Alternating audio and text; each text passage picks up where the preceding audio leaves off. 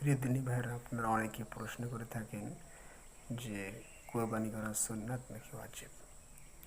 তো এ বিষয়ে আমরা বলবো যে কোরবানি করা সুন্নতে মুআক্কাদা বা সুন্নতে ইব্রাহিম হিসেবে ইব্রাহিম নবীর যুগ থেকে প্রচলিত আছে উম্মতে মুহাম্মাদের উপরে। সুন্নতে ইব্রাহিম হিসেবে আমাদের এই কোরবানি পালন করা সুন্নতে মুআক্কাদা। এটা ওয়াজিব নয় যে যে কোনো মূল্যে প্রত্যেকে কোরবানি করতেই হবে।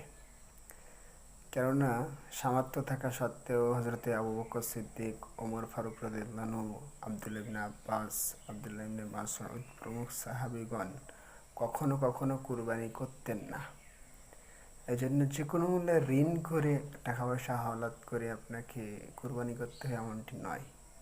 তবে এটা হলো ইসলামে শিআরুন আজিম, মহা নিদর্শন, মহা একটি ইবাদত।